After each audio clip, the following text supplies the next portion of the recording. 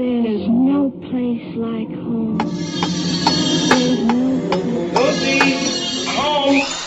Our house is a very, very, very fine house with 2 cats in the yard.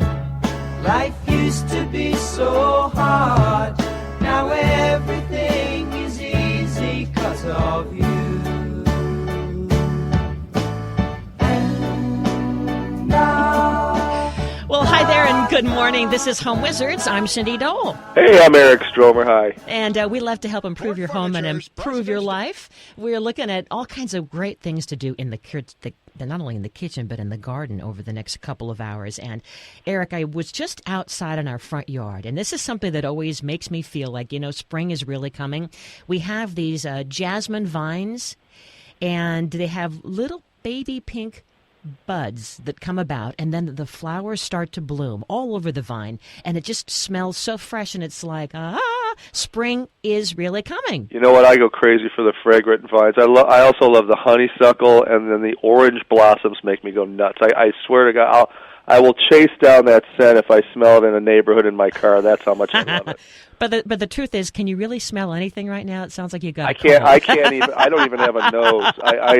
So doggone, I was on a plane and I got another cold. What happened? A cold. Your voice. You hear that? You lost your voice. What? I don't know. You're a teenager again. I think I want to go. Can I borrow the car again? I'm not laughing at you. I'm laughing with you because I had that same darn thing just last week. But we will persevere. You're drinking some vitamin C, I hope, right? I'm drinking vitamin C and coffee. Is that the combination? That's perfect. Okay, good. All right, so you love fragrant stuff, and so do I. And we're going to talk about some must plant flowers to consider for your garden this spring. And beyond flowers, have you ever considered or noticed in people's yards and gardens that when they use things that are old, maybe even something they found in a junkyard, that it looks really cool? It looks really cool. And, we have a place that I used to go to in the summer up in northern Wisconsin, and we planted a bunch of flowers in an old clawfoot bathtub, and that really makes the garden look great. I love that. Oh, you did? Yeah, we sure did. So where did you get the bathtub? Well, it was always there. I don't know the origin of it, but, it was the first time I ever saw the use of, essentially things that were thrown away used in a great way. It's really a great, lovely look to the garden. So I thought we could talk about, who doesn't have some old stuff maybe sitting around in the garage, or maybe you're going to a yard sale this weekend, and these are some things to look for. Like, I love that patina, that kind of rusty look, Yeah, that has the slight blue like when copper goes a little bit. Yeah, I love that too. So you could maybe find some old chairs, perhaps. I've seen this done before, where you get a chair, and really, you can use anything as a planter. You could turn the chair into now a little place to cover it with succulents, for instance, and moss. Right, that's a great idea. And then the vines can grow up through the arms, and it looks really cute when it's in the garden like that. Have you ever used or seen old vintage wood items?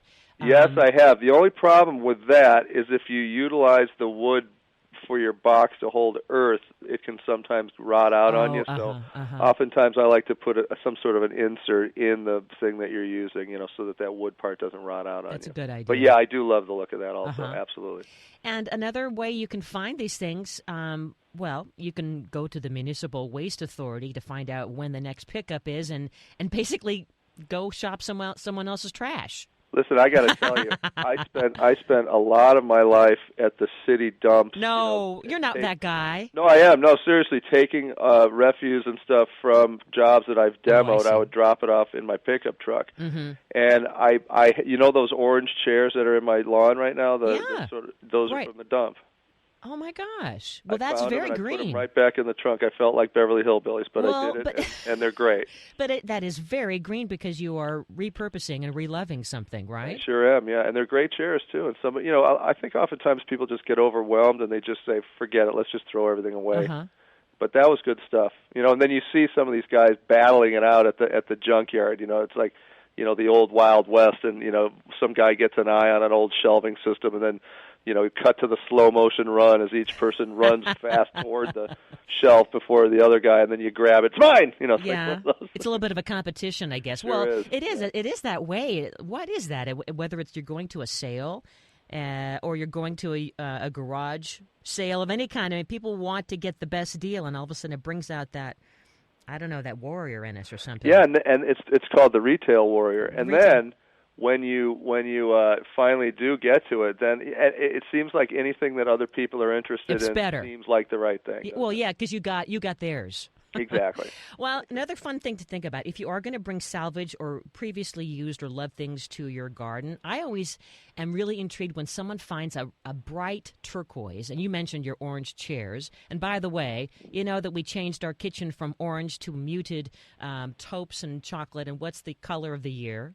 It's orange. Orange, but you know that's how ahead you are. That's to you. That's so yesterday. It's orange. It's Yeah. Tango. This is called Tango Tangerine. That's what the Pantone people are saying is the color. And so now I got to get a little bit of orange back, maybe in a vase or something. All you gotta do is say Tango Schmango. I've been Tango there, done Schmango. that. All right. Yeah. So we can do that in our yard. You can find some salvage things that are either in a beautiful turquoise or orange, and have that now giving you that eye-catching pop. You know, it's really going to give some visual interest without spending a lot of money. Right, exactly. And you know what else I love are those galvanized buckets that look like sort of old farm buckets that you Mm-hmm. see from 100 years ago.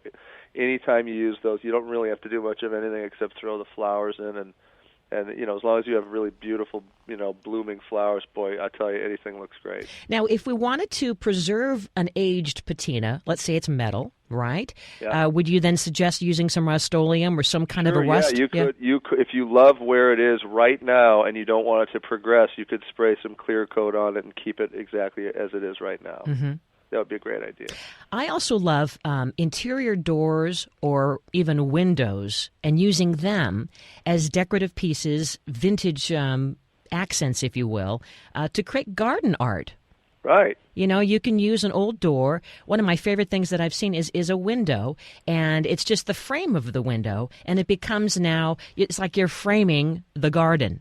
Yeah, don't you love that? I've actually also seen that just hung on the side of a garage in a backyard where you'll have like a window box and a little shutter, and then a window that's just over mounted on the side of the stucco or the wood house, and it looks great. It's really a nice thing to do. Now, if you wanted to have some edging along your walkway, because that's also a kind of a fun decorative accent to have a border, if you will, why not use some old iron fence sections and you just kind of piece them along in the soil to give you that boundary for your lilies or whatever flowers you have. Well, that's a great idea. And you know what else is really nice? I have about 5,000 old trucks and cars that are sitting in the garage waiting to be taken to the Goodwill. 5,000 trucks? Well, you know, little toy ones. Oh, okay. So you can take one of those and put some earth in the back of like a little dump truck, and then throw a nice collection of flowers coming out. That looks great. Or how about if you have kids that are now grown up and you have an old wagon? I've seen that used as a really creative. I like that too. That's great. A little what's planter. good about anything on wheels, you can kind of drag it into the area that it may need more or less sun. It's easy to transport, all that stuff. And if you even had a bigger little vehicle, why not use like a little wagon? If you had an actual wagon a life-size wagon. That's it. You know? Great. So it's like your little decorative, a buggy, if you will. And I think we got to draw the line at like an old Chevy pickup from 1914, however. That and no toilets. I've seen this. Actually, that is pretty cute. You have seen toilets used as planters? Seen toilets, yeah. Not in the front yard, maybe in the backyard. Yeah, that's more of a backyard sort of hidden away thing. Yeah, but it is cute to use any of those vehicles or vessels, if you will, as its own little basket for herbs. Make that now your little veggie garden or your herb garden, if you will. Love it. That's a great idea. Now, if you wanted to create a Victorian-era cast iron, you'd mentioned a bathtub. Why not just finding the bathtub feet? If you had a couple of those sitting around and combine that with some other, if you had railroad tie spikes or an old steel coil in the garage, that becomes your own little ironwork art, if you will. Oh, that's great. Love that, too. And you can, I guess if you go to Yelp.com, you can find, if you don't know a welder like Eric, to just kind of come and put that together for you. You're not handy. You can go there and find a pro to help weld it all together for you. I just like to wear that welder's helmet. Well, it looks like you're really doing things with fire. I love flash dance is what you're thinking of. Well, okay, yes, that's true. And if it gets into a dance number, that's where... Who knows? Yeah. Throw caution to the wind. I know. Well, when we come back, we have some specific plants that you ought to to try and try to plant them right now for your 2012 garden. And I'm so excited that the new Sunset Western Garden Bible came.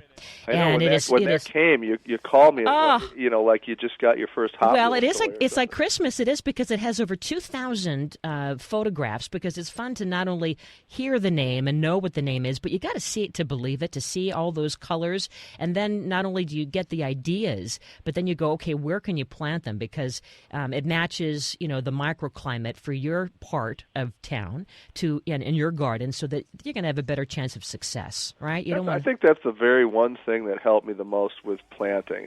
That Bible with a reference to where you live really made a difference. All right. Well, we are going to look at some beautiful plants that you want to think about bringing to your garden. In fact, this weekend, as we segue into spring, you're listening to Home Wizards. We love to help improve your home and improve your life. Eric Stromer, Cindy Dole. We're back in a minute on KFWB News Talk 980.